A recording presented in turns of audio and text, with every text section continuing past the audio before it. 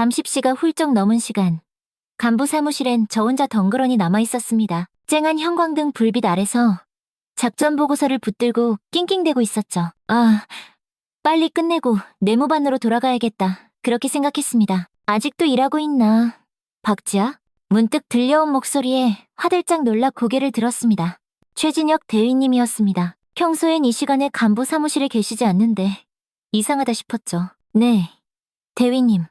내일 회의 전까지 작전 보고서를 마무리하고 있습니다. 대위님은 제 책상 쪽으로 천천히, 아주 천천히 걸어왔습니다. 왠지 모르게 평소보다 걸음이 느렸습니다. 순간 무언가 이상한 느낌이 등골을 스쳤습니다. 저도 모르게 바짝 긴장이 되더군요. 그 보고서 좀 보자. 대위님은 제 등 뒤로 바싹 다가와 어깨 너머로 서류를 들여다봤습니다. 너무 가까웠습니다. 대위님의 숨결이 제 목덜미에 고스란히 닿았습니다. 어휴, 정말이지 불편했지만 상관이니까 꾹 참았습니다. 이 부분은 다시 작성해야겠는데? 늦었으니 내가 좀 도와주지. 그러더니 제 옆 의자에 털썩 앉는 게 아니겠어요? 평소 같으면 아이고, 감사합니다 했을 일이지만 그날은 뭔가 달랐습니다. 대위님의 눈빛이 뭐랄까 차가웠습니다. 그런데 동시에 뜨거웠습니다. 참 이상한 눈빛이었죠. 감사합니다. 하지만 제가 혼자 해결할 수 있습니다, 대위님. 제가 말을 꺼내자마자 대위님의 손이 쓱 제 어깨에 올라왔습니다. 처음엔 그냥 격려하는 손길인가 싶었습니다. 하지만 그 손이 천천히, 아주 천천히 아래로 내려가기 시작했습니다. 등을 쓸어내리더니 허리까지, 심장이 미친 듯이 쿵쾅거리기 시작했습니다. 이건 아니다, 이건 분명 잘못됐다. 순간 머릿속이 새하얘졌습니다. 어떻게 해야 할지 아무 판단이 서지 않았습니다. 박지아, 자네는 참 유능해. 앞으로 내가 많이 도와줄게. 대위님의 목소리가 한층 더 낮아졌습니다. 그의 손은 계속 제 허리에 머물러 있었습니다. 이제는 확실했습니다. 이건 그냥 도움이 아니었습니다. 그때 머릿속에 김은영 선배의 얼굴이 번개처럼 스쳐 지나갔습니다. 저는 숨을 깊게 들이마셨습니다. 그리고 몸에 힘을 주며 허리를 꼿꼿이 세워 앉았습니다. 대위님, 그건 부적절한 행동입니다. 제 목소리는 신기하게도 떨리지 않았습니다.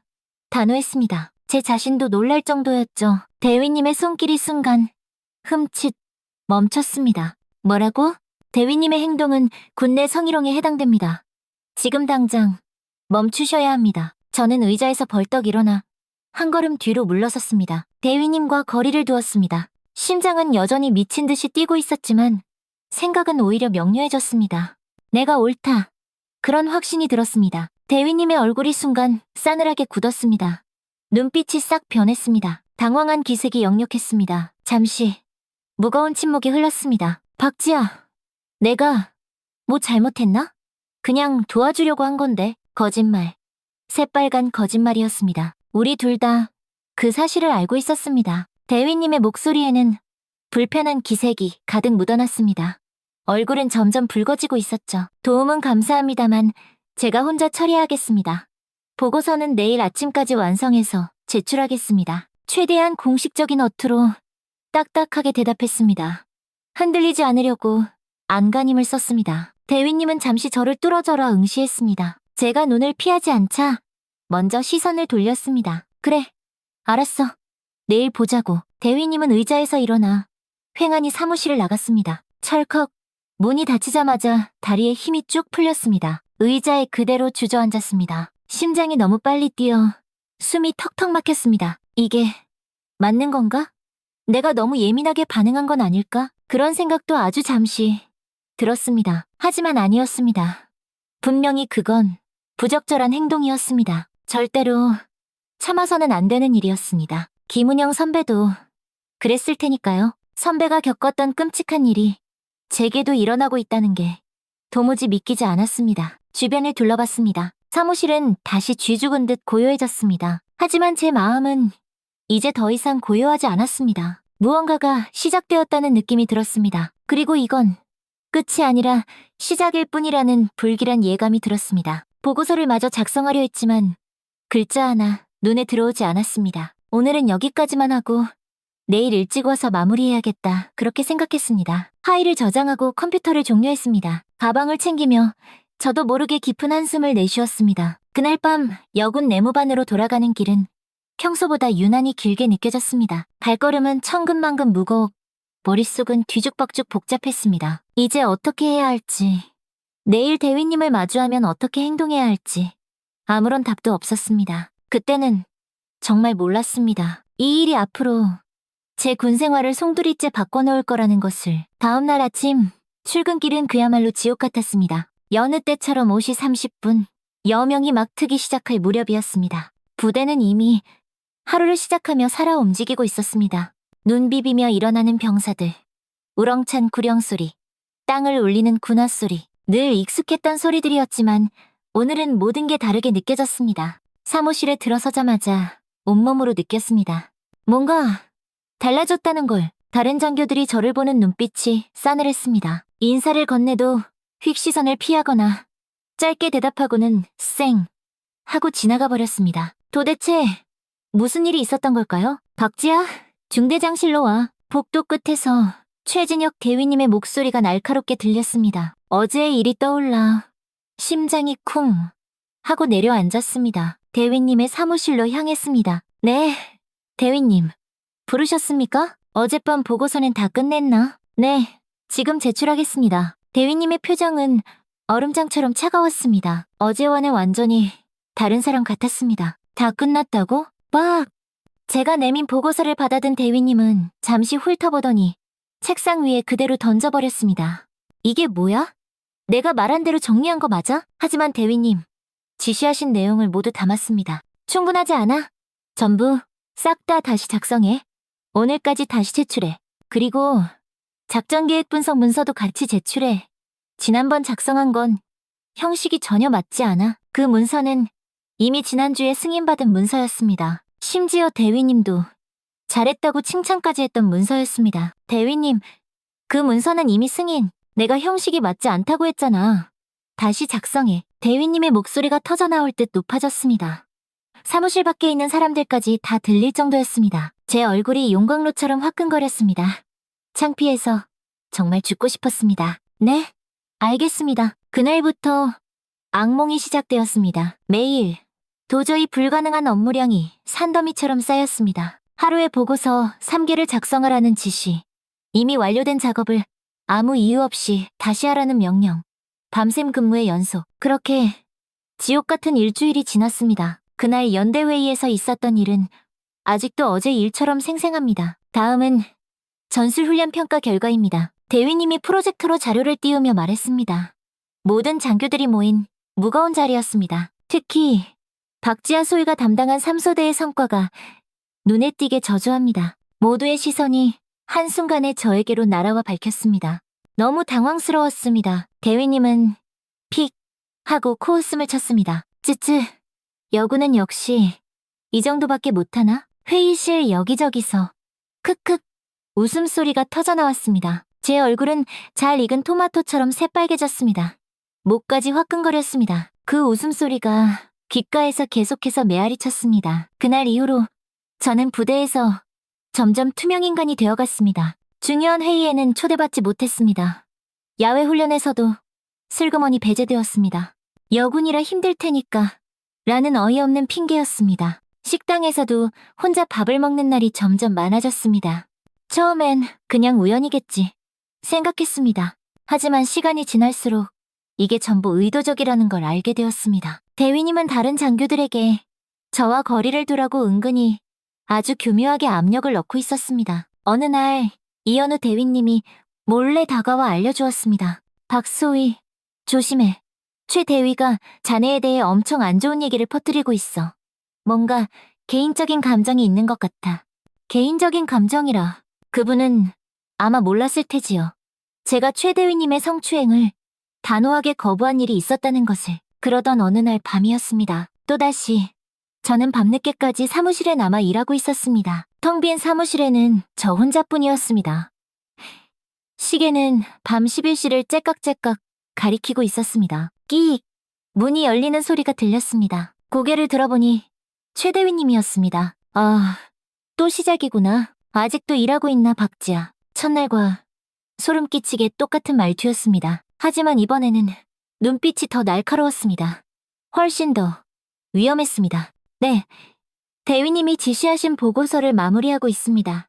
최대한 담담하게 아무렇지 않은 척 대답했습니다. 대위님은 또다시 천천히 제 책상으로 다가왔습니다. 다시 그 숨막히는 거리감 너무 가까웠습니다. 요새 힘들지?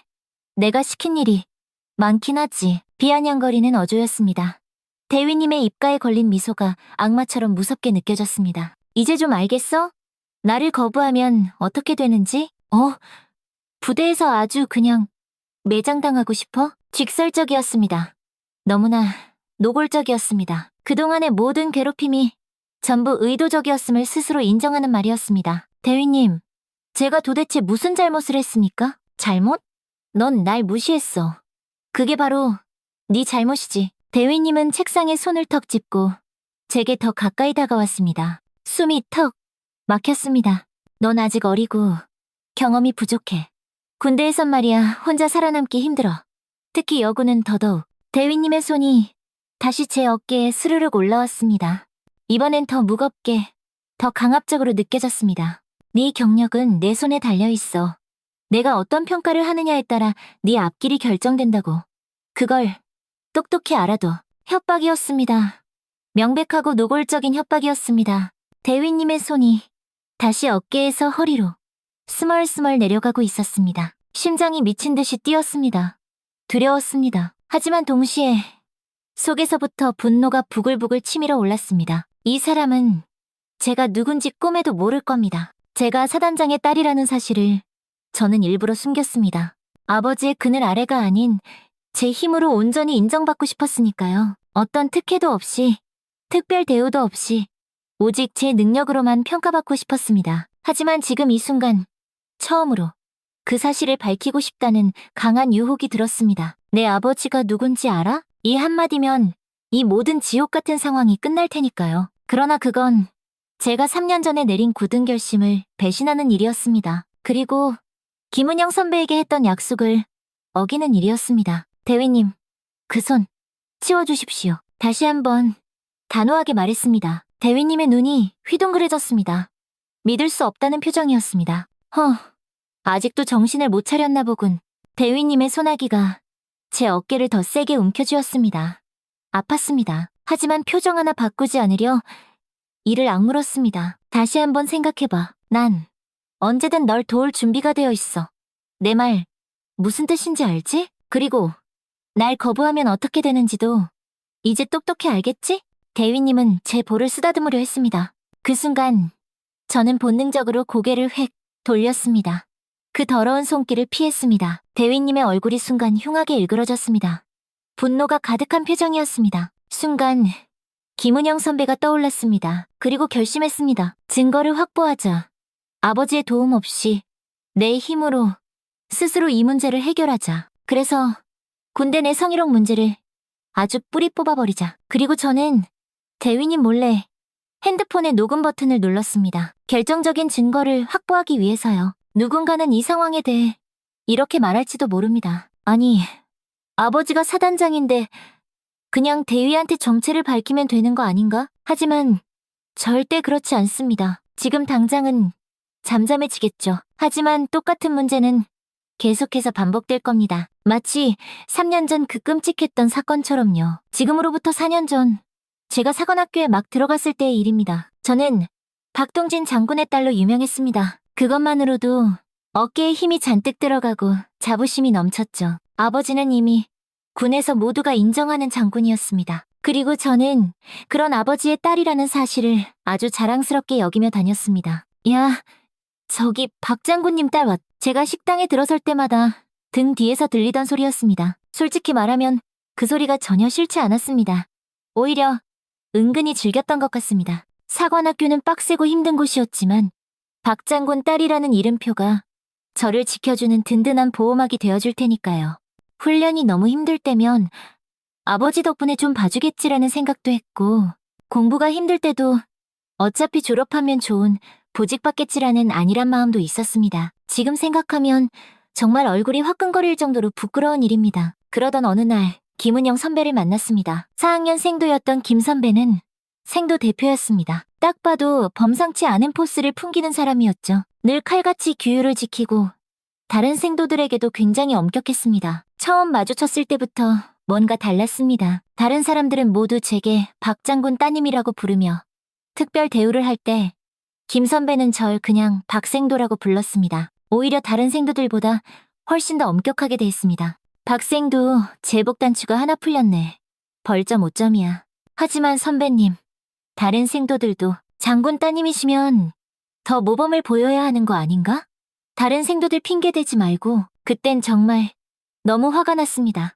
불공평하다고 생각했습니다. 지금 생각해보면 그때 김 선배가 저를 진짜 군인으로 대해준 첫사람이었던 거죠. 변화의 계기는 갑자기 찾아왔습니다. 체력 평가가 있던 날입니다. OKM 달리기, 팔굽혀펴기, 윗몸 일으키기, 모든 종목에서 기준 점수를 넘겨야 했습니다.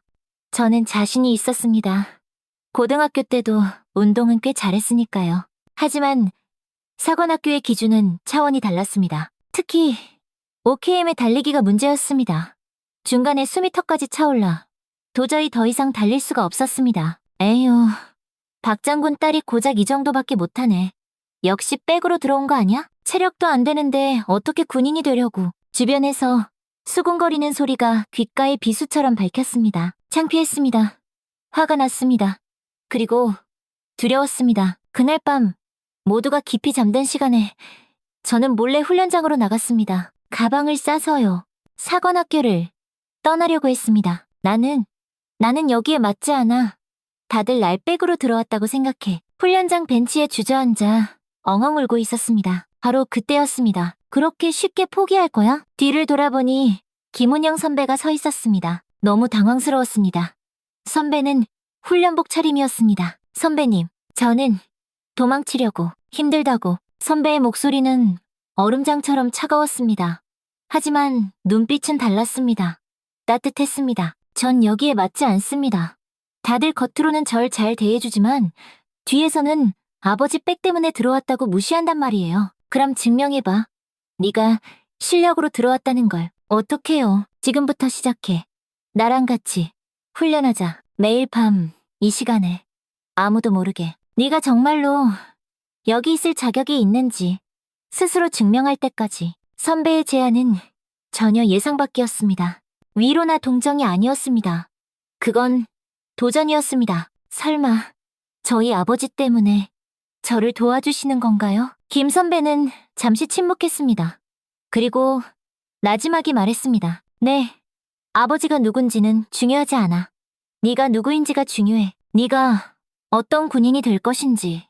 그게 중요한 거야. 그 말이 제 인생을 통째로 바꿨습니다. 그날부터 매일 밤 우리는 아무도 모르게 훈련장에서 만났습니다. 달리기, 근력운동, 전술 공부까지. 선배는 정말 가차 없었습니다. 하지만 진심이었습니다. 한 달 뒤 재평가에서 저는 모든 종목에서 기준 점수를 훌쩍 넘겼습니다. 특히 OKM 달리기에서는 여생도 중에서 당당히 1등을 했습니다. 모두가 놀랐습니다.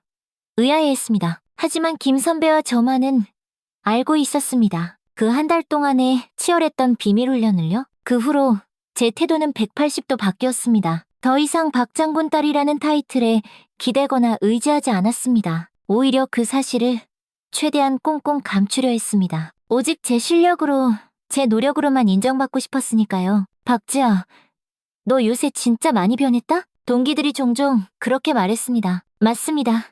저는 변했습니다. 더 이상 안일하게 생각하지 않았습니다.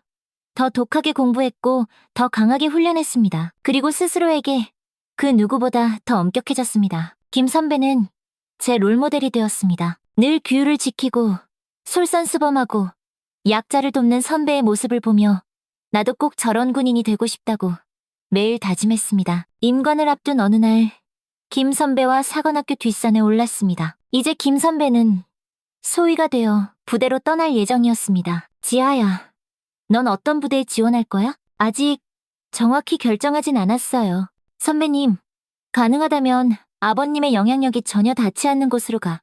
네 힘으로 진짜 인정받고 싶다면. 김 선배의 조언은 칼날처럼 날카로웠습니다. 하지만 정확히 맞는 말이었습니다. 네, 그럴게요. 가능한 한 최전방으로 지원할 거예요. 그래, 좋은 생각이야. 그리고 우리 약속 하나 할까? 무슨 약속이요? 김 선배는 멀리 보이는 사관학교 건물들을 바라보며 나지막이 말했습니다. 언젠가 우리 같은 여군들이 차별 없이 당당히 인정받는 군대를 만들자. 성별이 아니라 오직 능력으로만 평가받는 그런 군대를. 그 말에 가슴이 뜨겁게 차올랐습니다. 처음으로 군인이 된다는 것이 너무나 자랑스럽게 느껴졌습니다. 네, 약속해요 선배님. 사관학교 마지막 날 우리는 함께 사진을 찍었습니다. 저는 그 사진을 항상 지갑에 넣고 다녔습니다.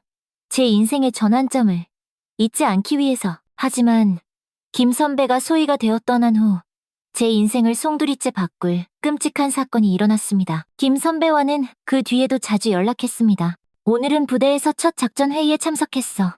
어찌나 긴장되던지 말 한마디 제대로 못했다니까. 어제는 소대원들이랑 야간 행군을 했어. 죽을 만큼 힘들었지만 정말 보람찼어. 김 선배의 메시지는 늘 활기찼습니다. 진짜 군인이 된 자부심이 글자 하나하나에서 느껴졌습니다. 저도 덩달아 기대에 부풀었습니다. 언니, 난 아직 3개월이나 남았어. 빨리 졸업해서 멋진 군인이 되고 싶어요. 곧 나도 소위가 되어서 만날 수 있겠다. 그때 같이 술 한잔해요, 언니. 그렇게 즐거운 대화가 오갔습니다. 그러던 어느 날이었습니다. 갑자기 김 선배의 메시지가 뚝 끊겼습니다. 처음에는 바빠서 그런가 보다 대수롭지 않게 생각했습니다. 군대 생활이 다 그렇지 않습니까? 특히 가딤관한 소위는 눈코 뜰 새 없이 바쁠 테고요. 하지만 일주일이 지나도 2주일이 지나도 답장이 없었습니다. 언니, 요새 많이 바쁜가 봐요? 잘 지내고 있죠? 점점 걱정이 눈덩이처럼 커졌습니다. 뭔가 잘못됐다는 불길한 느낌이 들었습니다. 하지만 사관학교 생도 신분으로는 제가 할 수 있는 게 많지 않았습니다. 그렇게 답 없는 메시지들만 하염없이 쌓여갔습니다. 한 달, 2달, 그러던 어느 날 아침이었습니다. 동기인 서윤아 생도가 새파랗게 질린 얼굴로 제게 다가왔습니다. 지아야, 혹시 김은영 선배 알지? 당연히 알지. 왜? 그게 김은영 소위가 자살했대. 순간 세상이 무너지는 기분이었습니다. 귀에서 윙 하는 끔찍한 소리가 들렸습니다. 다리에 힘이 풀려 주저앉을 뻔했습니다. 뭐라고? 그럴 리가 없어. 언니가 왜? 어제 발견됐대. 부대 숙소에서. 말도 안 돼. 말도 안 됐습니다. 김은영 선배가 그렇게나 강인하고 의지가 강했던 그 사람이 자살이라니요? 도저히 믿을 수 없었습니다. 저는 즉시 장례식장으로 향했습니다. 장례식장은 횡하니 한산했습니다. 군 관계자 몇 명과 가족들 뿐이었습니다. 김 선배의 어머니는 계속해서 목 놓아오셨습니다. 아버지는 굳은 표정으로 말이 없으셨습니다.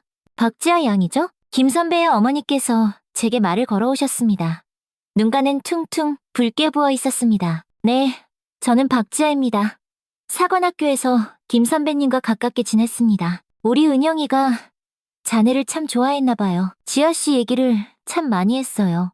그 말에 참았던 눈물이 왈칵 쏟아졌습니다. 김 선배가 저를 그렇게 생각해줬다니 더 이상 말을 잇지 못했습니다. 장례식이 끝나고 저는 김 선배의 개인 물품을 정리하는 것을 도와드렸습니다. 부대에서 가져온 짐은 생각보다 많지 않았습니다. 군복 몇 벌, 책 몇 권, 사진첩. 그때였습니다. 김 선배의 룸메이트였다는 정다솜 씨가 제게 다가왔습니다. 혹시 박지아 생도죠? 네, 맞습니다.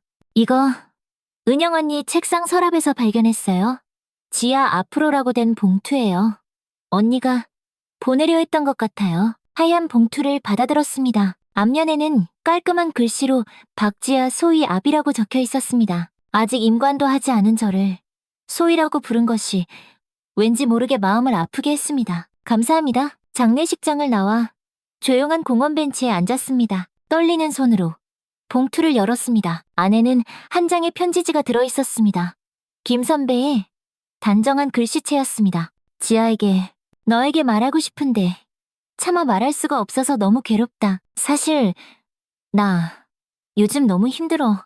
너한테 도와달라고 소리치고 싶어. 지난달부터 우리 부대 대령이 계속 나를 따로 불러. 처음엔 그냥 업무 때문인 줄 알았어. 그런데 점점 이상해졌어.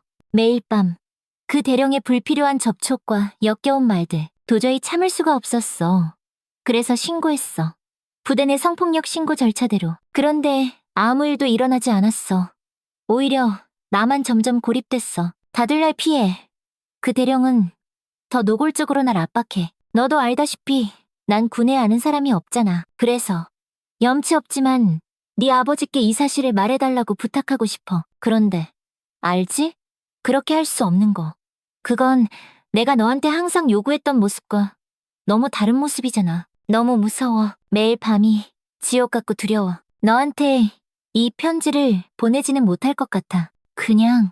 그냥 네가 너무 보고 싶었어. 그래서 이 편지를 써. 항상 널 응원해. 편지를 읽는 내내 온몸이 사시나무처럼 떨렸습니다. 눈물이 하염없이 흘러내렸습니다. 김 선배가 그런 끔찍한 일을 겪고 있었다니. 그리고 저에게 간절히 도움을 청하고 싶었다니. 가슴이 갈기갈기 찢어지는 것 같았습니다. 만약 내가 알았더라면, 만약 이 편지를 조금이라도 더 일찍 받았더라면 부대로 돌아오는 길 휴대폰으로 뉴스를 검색했습니다. 육군 소위 자살이라는 키워드로 미친 듯이 찾아봤습니다. 하지만 놀랍게도 단 한 줄의 기사도 나오지 않았습니다. 김은영 선배의 죽음은 그저 뉴스 거리조차 되지 못했습니다. 김 선배를 성추행한 강태석 대령의 이름을 검색했습니다. 몇몇 기사가 나왔지만 모두 군 행사에 참석한 훈훈한 소식뿐이었습니다. 어떤 징계나 조사에 관한 내용은 단 한 글자도 찾아볼 수 없었습니다. 그렇게 김 선배의 사건은 철저히 묻혀버렸습니다. 마치 아무 일도 없었던 것처럼, 마치 김은영 소위라는 사람이 애초에 존재하지 않았던 것처럼. 사관학교로 돌아와 며칠을 뜬 눈으로 울었습니다. 분노했습니다. 자책했습니다. 왜 더 빨리 알아차리지 못했을까? 왜 아무것도 해주지 못했을까? 그런 생각이 머릿속을 떠나지 않았습니다. 그리고 결심했습니다.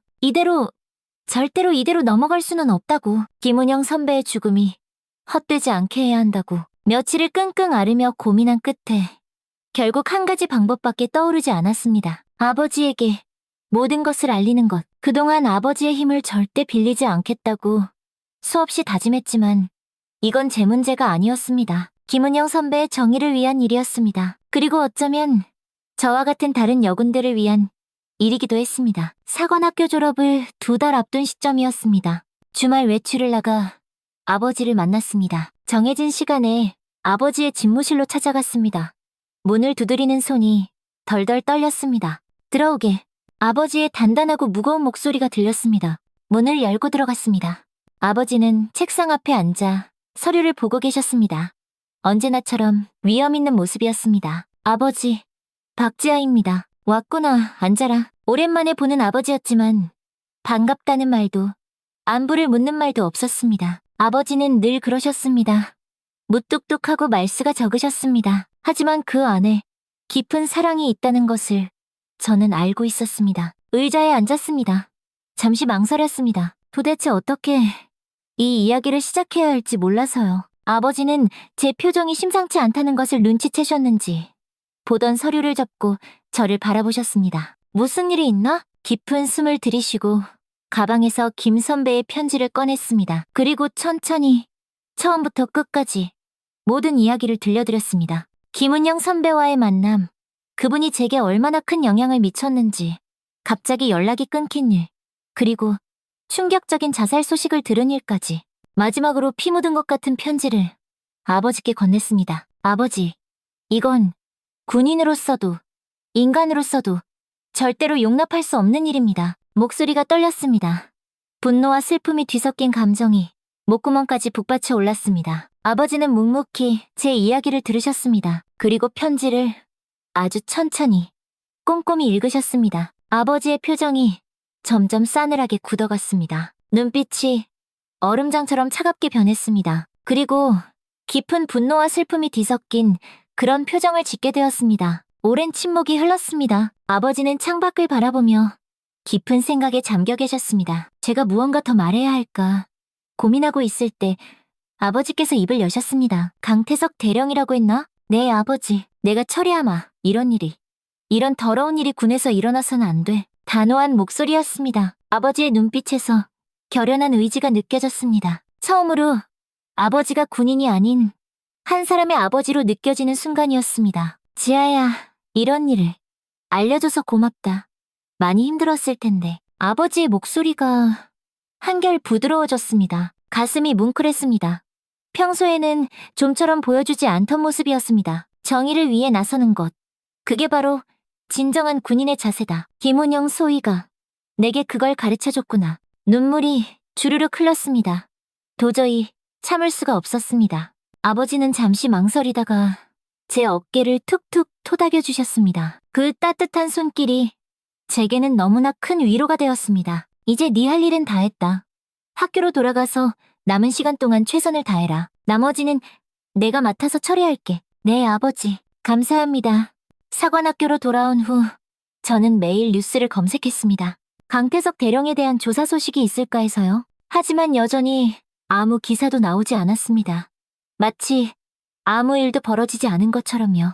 그러던 어느 날 아버지에게서 전화가 왔습니다. 아버지가 직접 전화를 하는 일은 거의 없었기에 깜짝 놀랐습니다. 지아야, 강태석 대령은 더 이상 군에 있지 않다.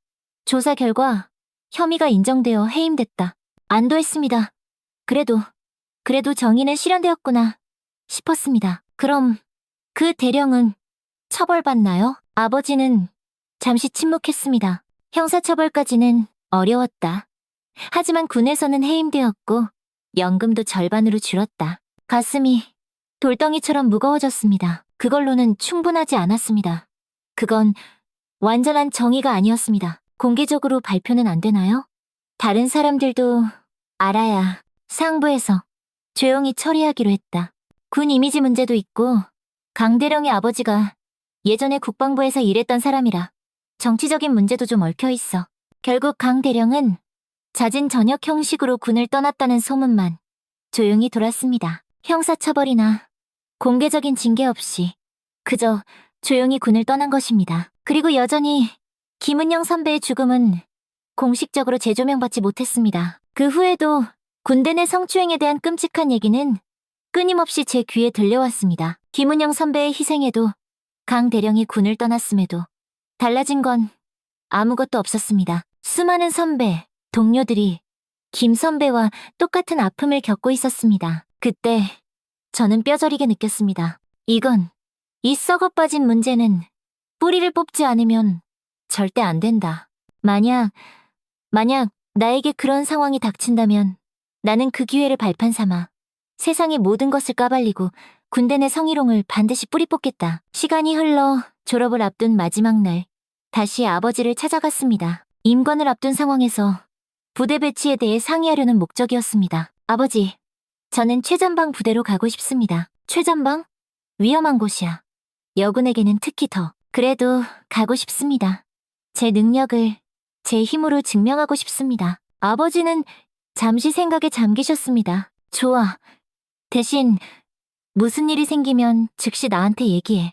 알았지? 저는 그 말을 듣고 아버지에게 말했습니다. 아버지, 지난번에도 얘기했듯이 저는 아버지의 딸이라는 정체를 철저히 숨기고 싶습니다. 사단장의 딸이 아닌 박지아 그 자체로 능력을 인정받고 싶습니다. 그게 김은영 선배와 한 제 마지막 약속입니다. 아버지는 당황한 듯 보였지만 이내 자랑스러운 표정으로 말했습니다. 멋지다 우리 딸.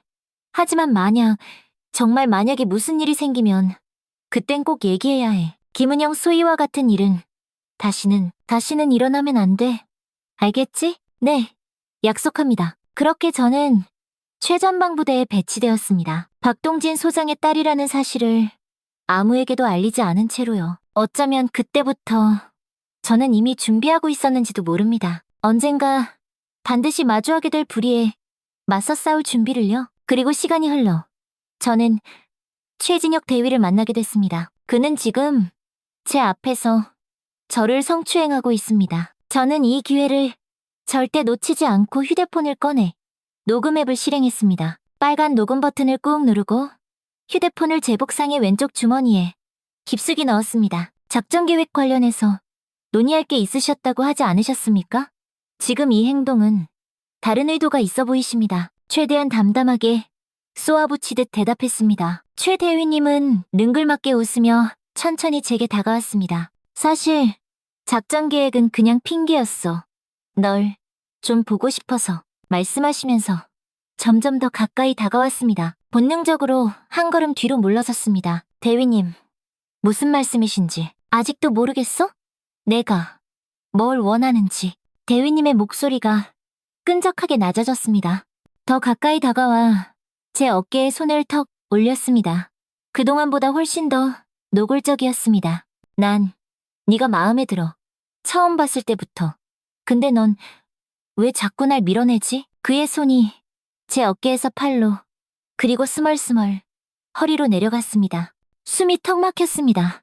공포와 분노가 동시에 온몸을 휘감았습니다. 대위님, 그만하세요. 이건 명백한 성추행입니다. 단호하게 소리쳤습니다. 하지만 대위님은 멈추지 않았습니다. 성추행? 에이, 그냥 친한 동료 사이에 가벼운 스킨십이잖아. 너무 예민하게 굴지 마. 아니요. 이건 스킨십이 아닙니다. 당장 그 손 치우세요. 대위님의 표정이 순간 흉하게 일그러졌습니다. 화가 난 듯 했습니다. 하지만 곧 다시 비릿한 미소를 지었습니다. 더 위험한 미소였습니다. 박소희, 네 경력은 내 손에 달려있어. 알지? 위협이었습니다. 아주 노골적인 협박이었습니다. 바로 그 순간 제 주머니에서 희미한 불빛이 반짝 하고 새어나왔습니다. 녹음 중인 휴대폰에 작은 표시등이었습니다. 대위님의 시선이 그 불빛에 그대로 꽂혔습니다. 이게 뭐지? 제 대답을 기다리지도 않고 대위님은 제 주머니에 거칠게 손을 넣어 휴대폰을 확 낚아챘습니다. 화면을 보는 순간 대위님의 얼굴색이 시시각각 변했습니다. 녹음 중이라는 표시가 화면에 선명하게 나타나 있었습니다. 너 지금 뭐 하는 거야? 날 함정에 빠뜨리려고? 대위님의 목소리가 공포와 분노에 섞여 심하게 떨렸습니다. 이런 미친 짓을 하다니. 대위님은 휴대폰을 내려다보더니 갑자기 바닥에 그대로 내동댕이 쳐버렸습니다. 뉴 하는 굉음과 함께 휴대폰은 산산조각이 났고 배터리가 툭 튀어나왔습니다. 넌 내가 누군지 아직도 모르는 모양이군. 대위님의 목소리가 위협적으로 변했습니다. 눈빛도 완전히 달라졌습니다. 더 이상 욕망이 아닌 순수한 분노만이 이글이글 타오르고 있었습니다. 여단장, 윤성규 준장이 내 장인어른이라는 걸 몰랐나 보지? 네가 이깟 녹음 파일 쪼가리를 가지고 어디에 가든 아무도 네 말 따위 들어주지 않을 거다. 여단장님 한마디면 네 평가서는 그냥 걸레짝이 될 거야. 군대에서의 네 경력은 그걸로 끝이야. 알겠어? 대위님의 말 한마디가 칼처럼 날카롭게 날아와 밝혔습니다. 그래도 이건 잘못된 일입니다. 잘못? 니까짓게 감히 나를 판단해? 넌 이제 끝났어. 박지아, 내일부터 넌. 바로 그 순간 전혀 예상치 못한 일이 벌어졌습니다. 벌컥 갑자기 사무실 문이 열리며 누군가 들어왔습니다. 김철민 원사님이었습니다. 죄송합니다, 대위님. 긴급 보고서가 들어왔습니다. 원사님의 목소리는 평소와 같이 차분했지만 눈빛은 달랐습니다. 마치 모든 걸 알고 있다는 듯한. 이건 의도적인 개입이라는 느낌이 강하게 들었습니다. 대위님은 당혹스러운 표정을 감추지 못했습니다. 원사님이 언제부터 문 밖에 있었는지, 대체 무엇을 들었는지 알 수 없었을 테니까요. 아니, 지금 무슨, 정말 죄송합니다만 사단에서 내려온 긴급 지시입니다. 박지아 소희님이 꼭 필요합니다. 원사님은 단호했습니다. 그리고 저를 바라보며 니사맨너 눈짓했습니다. 빨리 여기서 나가자는 신호였습니다. 네, 당장 가겠습니다. 대위님, 먼저 실례하겠습니다. 저는 경례를 하고 바닥에 떨어진 휴대폰의 잔해를 허둥지둥 주워 주머니에 쑤셔 넣었습니다. 다리가 후들후들 떨렸지만 최대한 당당하게 사무실을 나서려 했습니다. 박지아, 이건 아직 끝난 게 아니야.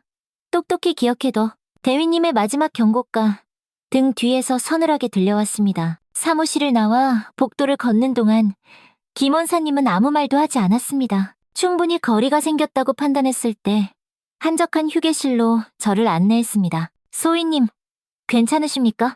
원사님의 목소리에는 진심 어린 걱정이 가득 담겨 있었습니다. 네, 괜찮습니다.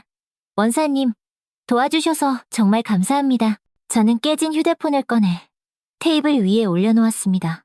화면은 완전히 금이가 있었고 배터리도 분리되어 더 이상 작동하지 않았습니다. 제가 우연히 지나가다 고함 소리를 들었습니다. 뭔가 이상해서 원사님은 말을 아꼈지만 상황을 어느 정도 파악했다는 것을 알 수 있었습니다. 소희님, 조심하셔야 합니다. 최 대위님은 정말 위험한 사람입니다. 네, 이미 잘 알고 있습니다. 그래서 증거를 모으고 있었습니다. 그분의 장인이 여단장이라 원사님은 걱정스러운 표정으로 말끝을 흐렸습니다. 30년 군 생활을 해온 베테랑 부사관인 원사님도 이 상황이 얼마나 어렵고 힘든지 잘 알고 계셨을 겁니다. 네, 알고 있습니다. 제 목소리에 억지로 힘을 불어넣었습니다. 하지만 이건 잘못된 일입니다. 언젠가는 곧 진실이 밝혀질 겁니다. 원사님은 제 눈을 똑바로 바라보셨습니다. 무언가를 판단하는 듯한 깊은 눈빛이었습니다. 그리고 잠시 후 아주 작은 목소리로 말씀하셨습니다. 소희님, 혹시 다른 증거를 가지고 있습니까? 그 질문에 저는 잠시 망설였습니다. 원사님을 완전히 신뢰해도 될지 아직 확신이 없었습니다. 하지만 지금 제게 유일하게 도움의 손길을 내민 사람이었습니다. 사실 이 휴대폰에 있는 녹음 파일이 유일한 증거였습니다.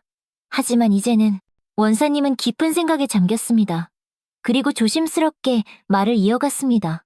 소희님, 이런 일은 절대 혼자 싸우기 힘듭니다. 도움이 필요하시면 언제든지 말씀하세요. 감사합니다, 원사님. 원사님은 잠시 망설이다가 덧붙였습니다. 그리고 혹시 모르니 휴대폰은 잘 보관하고 계세요. 데이터 복구 전문가를 찾아가면 어쩌면 녹음 파일을 살릴 수도 있을 겁니다. 그 말에 한 줄기 작은 희망이 생겼습니다. 맞습니다. 아직 모든 것이 끝난 건 아니었습니다. 배터리가 분리되고 화면이 깨졌을 뿐 내부 메모리는 무사할 수도 있었습니다. 정말 감사합니다, 원사님. 원사님은 부드럽게 미소 지으셨습니다. 소희님은 정말 용기 있는 분이십니다. 하지만 부디 조심하세요. 최 대위가 무슨 짓을 할지 모릅니다. 그 말에 등골이 오싹해졌습니다. 하지만 이미 각오하고 있었습니다. 이것은 이제 시작에 불과하다는 것을. 네, 주의하겠습니다. 그날 밤 여군 내무반으로 돌아오는 길은 그 어느 때보다 더 어둡고 길었습니다. 하지만 마음속 결의는 오히려 더 단단해졌습니다. 이번에는 절대로 포기하지 않겠다고, 끝까지 물러서지 않고 싸우겠다고 다짐했습니다. 깨진 휴대폰을 바라보며 생각했습니다. 이것이 끝이 아니라 새로운 시작이라고. 그날 이후 최 대위님의 보복은 즉각적이고 아주 노골적이었습니다. 훈련, 업무, 모든 것이 상상을 초월할 정도로 많아졌습니다. 더 심각한 것은 대위님의 영향력이 다른 동료들에게까지 미치기 시작했다는 점이었습니다. 점심시간, 식당에 들어서자 평소 함께 앉던 테이블에 있던 다른 소대장들이 제 눈을 슬쩍 피했습니다. 그리고 제가 다가가자 약속이라도 한 듯 모두 자리에서 일어나 다른 테이블로 우르르 옮겨갔습니다. 최 대위님이 다른 장교들에게 저와 거리를 두라고 지시한 것입니다. 어느새 저는 부대에서 완벽하게 고립되어 있었습니다. 이해했습니다. 모두가 자신의 자리를 지키기 위해 어쩔 수 없이 침묵하는 것을요. 하지만 그럴수록 더 외롭고 비참했습니다. 밤마다 외롭게 내무반으로 돌아오는 길에 저도 모르게 눈물이 왈칵 흐르기도 했습니다. 그리고 어느 순간부터 최 대위는 저를 더 철저하게, 집요하게 감시했습니다. 박소희, 휴대폰 좀 보자. 보안 점검이야. 보안 점검이라는 명목이었지만 실제로는 제가 다시 증거를 모으고 있는지 확인하려는 의도였습니다. 비밀번호 뭐야? 지금 당장 말해. 이건 명령이다. 대위님은 제 휴대폰을 아주 샅샅이 뒤졌습니다. 통화 기록, 메시지, 사진첩까지. 다행히 아무것도 발견하지 못했습니다. 그 휴대폰에는 정말 아무것도 없었으니까요. 매일 통화 기록과 메시지 내역 전부 나한테 보고하도록 해. 더 이상 개인적인 통화도 메시지도 자유롭게 할 수 없게 되었습니다. 모든 것이 감시받고 있었습니다. 그렇게 지옥 같은 2주가 지났습니다. 신체적으로나 정신적으로나 완전히 녹초가 되어 있었습니다. 하지만 포기하지 않았습니다. 왜냐하면 드디어 결정적인 증거를 손에 넣었기 때문입니다. 최 대위에게 휴대폰을 빼앗기고 파손되었을 때 저는 즉시 데이터 복구 센터에 갔고 시간이 좀 걸렸지만 최 대위가 저한테 했던 모든 만행의 증거들을 완벽하게 복구할 수 있었습니다. 그동안 이를 악물고 참아왔던 게 드디어 결실을 맺을 순간이 온 것입니다. 이제 제가 나설 차례였습니다. 그러던 어느 날 아침, 부대에 특별한 소식이 전해졌습니다. 새로운 사단장님이 부임한다는 소식이었습니다. 야, 새로운 사단장님으로 박동진 소장님이 오신대. 엄청 엄격하고 원칙주의자라던데. 들었어. 예전에 어느 부대에서도 군기를 바짝 잡았다고 하더라. 아이고, 이제 편한 날은 다 갔구만. 다들 긴장해야겠어. 이 소식을 들으며 제 가슴이 세차게 뛰었습니다. 사실 이미 한 달 전부터 알고 있던 소식이었습니다. 정기 인사 발령으로 아버지가 우리 사단의 새 사단장으로 오신다는 것은 군 내부에서는 공공연한 비밀이었습니다. 그리고 저는 그 소식을 듣자마자 치밀한 계획을 세웠습니다. 일주일 전 복구했던 최 대위의 성추행 관련 자료들을 전부 정리해서 아버지께 보냈습니다. 아버지, 그동안 제가 모은 자료입니다. 메시지와 함께 증거를 보낸 뒤 아버지로부터 짧은 답장을 받았습니다. 고맙다. 고생 많았어. 곧 갈게. 다음날 아침, 부대는 평소보다 더 일찍 분주하게 움직이기 시작했습니다. 새 사단장, 부임식이 있는 날이었으니까요.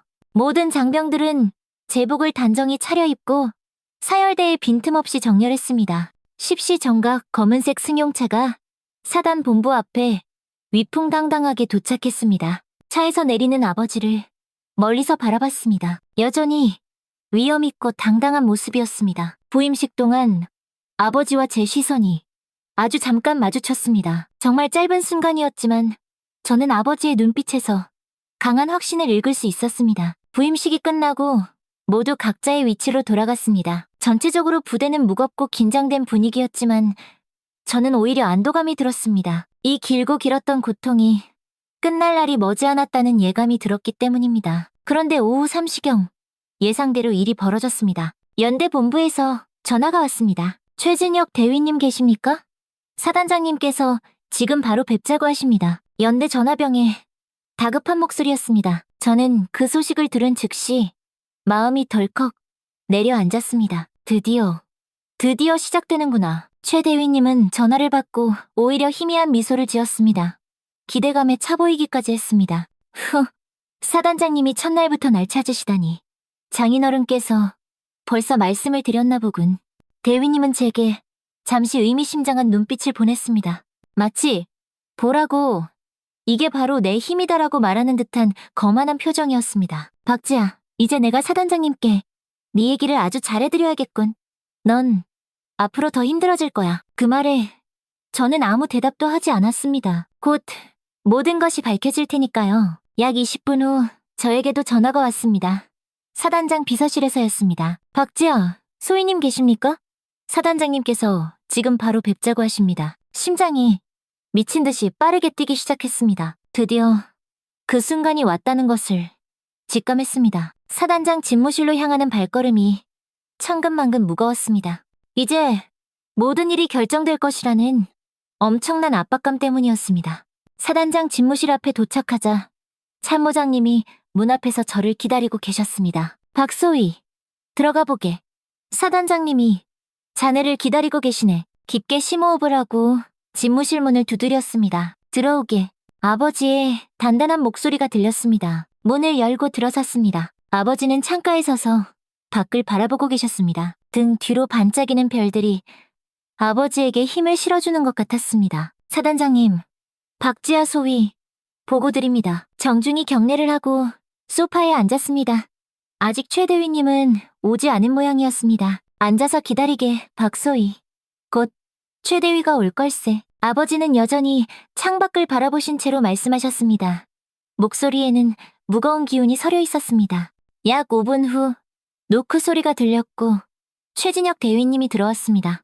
대위님의 표정은 자신감으로 가득 차 있었습니다. 저를 보자 순간 네가 왜 여기 있어? 하는 놀란 기색이 보였지만 곧 의미심장한 미소를 지었습니다. 사단장님, 최진혁 대위, 보고 드립니다. 완벽한 차렷 자세로 우렁차게 경례를 올리는 최 대위님. 아버지는 여전히 등을 돌린 채로 아무런 응답도 하지 않으셨습니다. 최 대위님은 저를 힐끗 바라보며 아주 작게 속삭였습니다. 그래 박지아, 이게 바로 나의 영향력이야. 대위님은 제가 여기 있는 이유가 사단장이 저를 꾸짖기 위해서라고 생각한 모양이었습니다. 자신의 장인인 여단장이 사단장에게 저에 대해 아주 나쁘게 말했을 거라고 굳게 확신하는 듯 했습니다. 아주 무거운 침묵이 흘렀습니다. 최 대위님은 점점 안절부절 못하며 불안해 보였습니다. 마침내 아버지가 입을 여셨습니다. 최 대위, 자네에 대해 몇 가지 이야기를 들었네. 아버지의 목소리는 칼날처럼 냉정했습니다. 어떤 감정도 배제된 공식적인 어조였습니다. 천천히, 아주 천천히 아버지는 몸을 돌리셨습니다. 그리고 우리와 정면으로 마주하셨습니다. 최 대위님의 얼굴에 잠시 번졌던 미소가 아버지의 얼음장 같은 눈빛을 보고 그대로 굳어졌습니다. 박지아 소위가 몇 가지 아주 심각한 문제를 제기했네. 최 대위님의 표정이 순식간에 변했습니다. 자신감에 차있던 얼굴이 새하얗게 질렸습니다. 눈이 휘둥그레지고 입이 살짝 벌어졌습니다. 당황스러움이 역력했습니다. 무슨 말씀이신지. 대위님은 말을 더듬었습니다. 저를 힐끗 바라보았지만 이제 그 눈빛은 조금 전과 완전히 달랐습니다. 당혹감과 분노가 뒤섞여 있었습니다. 사단장님, 박지아 소희가 무슨 말을 했는지 모르겠지만 그건 전부 오해입니다. 아마도 과도한 업무 스트레스 때문에 생긴 오해일 겁니다. 최 대위님은 최대한 침착하게 말하려 애썼지만 목소리가 염소처럼 떨리고 있었습니다. 아버지는 책상 앞으로 걸어오셔서 노트북 화면을 휙 돌려 우리에게 보여주셨습니다. 박소희가 제출한 증거들이라네. 화면에는 여러 개의 오디오 파일과 문서들이 빼곡하게 열려 있었습니다. 모두 제가 피눈물을 흘리며 수집한 증거들이었습니다. 아버지는 파일 하나를 클릭하셨습니다. 그러자 최 대위님의 목소리가 사무실에 섬뜩하게 울려 퍼졌습니다. 넌 내가 누군지 아직도 모르는 모양이군. 여단장 윤성규 준장이 내 장인어른이라는 걸 몰랐나 보지? 그러니까 내가 하는 말 잘 들어. 최 대위의 얼굴이 그야말로 백지장처럼 하얗게 변했습니다. 자신의 목소리가 이렇게 선명하게 녹음되어 있다는 사실에 완전히 충격받은 모양이었습니다. 거기에 자네가 박소희를 감시하고 지속적으로 괴롭힌 내용까지 모두 기록되어 있네. 이런 행동들이 우리 군대에서 용납될 수 있다고 생각하나? 아버지의 목소리가 점점 높아졌습니다. 평소 감정을 잘 드러내지 않으시던 아버지가 분노를 억누르지 못하고 있었습니다. 최 대위는 완전히 패닉 상태에 빠진 듯 했습니다. 손이 부들부들 떨리고 이마에는 식은땀이 송골송골 맺혔습니다. 사단장님, 이건 오해입니다. 그리고 제 장인어른께서 아버지는 손을 들어 그의 말을 가차없이 끊으셨습니다. 이미 윤 준장에게도 이 자료를 모두 보냈네. 지금쯤 아마 살펴보고 있을 걸세. 최 대위의 얼굴에서 마지막 남은 희망마저 산산조각 나는 것이 보였습니다. 하지만 아버지의 다음 말에 그의 표정은 완전히 돌처럼 얼어붙었습니다. 그리고 자네가 그렇게 괴롭혔던 박지아 소위, 내 딸일세. 최 대위의 눈이 금방이라도 튀어나올 것처럼 커졌습니다. 도저히 믿을 수 없다는 표정이었습니다. 저와 아버지를 번갈아 멍하니 바라보았습니다. 무슨 마음 같아선 내 놈을 내 손으로 죽이고 싶어. 알아? 이렇게 곱게 끝내주는 것도 고맙게 생각해. 아버지의 목소리는 지옥에서 울려 퍼지는 것처럼 낮고 위협적이었습니다. 그 어느 때보다도 무서운 목소리였습니다. 최 대위는 말 그대로 그 자리에 주저앉을 것 같은 표정이었습니다. 하지만 내가 군인이니 법과 규정에 따라 엄정하게 처리하겠네. 자네에 대한 공식 조사가 즉시 시작될 걸세. 그때까지 직무는 정지하고 대대본부에서 대기하도록. 아버지는 책상에 있던 서류를 집어 최 대위에게 건네셨습니다. 이것은 직무 정지 명령서네. 지금부터 자네는 인사과에 출석해 조사에 성실히 협조해야 하네. 무기와 지휘권은 모두 반납하고. 최 대위는 부들부들 떨리는 손으로 서류를 받았습니다. 얼굴은 핏기 하나 없이 창백했습니다. 사단장님, 제발. 내 부대에서 이런 추잡한 일은 절대 용납할 수 없네. 성추행, 괴롭힘, 직권남용. 이건 단순한 인사 문제가 아니라 군사법원에서 엄중히 처리할 문제일세. 아버지의 눈빛은 단호했습니다. 타협의 여지는 조금도 없어 보였습니다. 지금 당장 나가보게. 그리고 내일 아침 9시 군 검찰단에 출두하도록. 최 대위는 완전히 무너진 표정으로 일어섰습니다. 꼿꼿했던 자세도 자신감 넘치던 눈빛도 모두 사라진 채 고개를 푹 떨군 모습이었습니다. 마지막으로 저를 한번 원망스럽게 노려보고는 힘없이 집무실을 나갔습니다. 문이 닫히자 아버지와 저 단둘만 남았습니다. 잠시 침묵이 흘렀습니다. 아버지는 깊은 한숨을 내쉬셨습니다. 괜찮으냐, 지아야? 공식적인 목소리가 사라지고 아버지다운 따뜻한 목소리로 물으셨습니다. 네, 괜찮습니다, 아버지. 많이 힘들었겠구나. 아버지의 목소리에는 미안함이 묻어 있었습니다. 평소 감정 표현이 서툰 아버지였지만 그날만큼은 진심 어린 걱정이 얼굴에 고스란히 드러나 있었습니다. 제가 혼자 해결하고 싶어 했는데 도와주셔서 감사해요. 아니야, 네가 해결한 거야.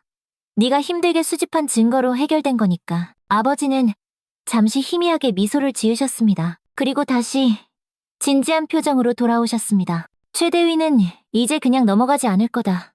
군사법원에 회부될 거고 다른 피해자들도 있었는지 철저히 조사할 예정이야. 이 일이 끝날 때까지 좀 힘들 수도 있어. 괜찮습니다, 아버지. 준비됐어요.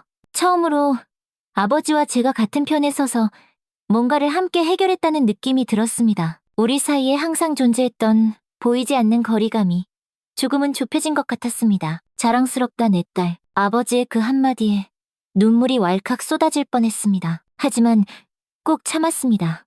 아직 군인으로서 해야 할 일이 남아 있었으니까요. 이제 돌아가봐. 용기를 잃지 말고. 네, 아버지. 감사합니다. 경례를 올리고 집무실을 나왔습니다. 복도를 걸으며 깊은 숨을 내쉬었습니다. 마침내 악몽 같았던 나날이 끝나가고 있다는 안도감과 함께 또 다른 새로운 싸움이 시작될 것이라는 긴장감도 느껴졌습니다. 그날 이후 사건은 급속도로 진전되었습니다. 제가 수집한 증거들이 군 내부 수사팀에 공식 제출되었고 최대위에 대한 본격적인 조사가 시작되었습니다. 정말 놀라운 일은 그 다음에 일어났습니다. 첫 번째 조사 결과가 발표되자마자 다른 피해자들이 하나둘씩 나타나기 시작한 것입니다. 제가 알던 것보다 훨씬 더 많은 여군들이 최대위에게 유사한 성추행을 당했던 것으로 밝혀졌습니다. 김미영 중위님이 가장 먼저 용기를 내주셨습니다. 평소 조용하고 소극적이었던 그녀가 사단 본부를 직접 찾아와 증언한 것입니다. 박지아 소위님이 그렇게 용기를 내는 걸 보고 저도 더 이상 침묵할 수 없었어요. 저도 2년 전부터 최 대위님에게 비슷한 일을 당했습니다. 이어서 송지영 하사도 나섰습니다. 그동안 최 대위의 압박에 공개적으로 저를 지지하지 못했던 그녀는 눈물을 펑펑 흘리며 자신의 경험을 털어놓았습니다. 소희님, 정말 죄송해요. 도와드리고 싶었는데 너무 무서웠어요.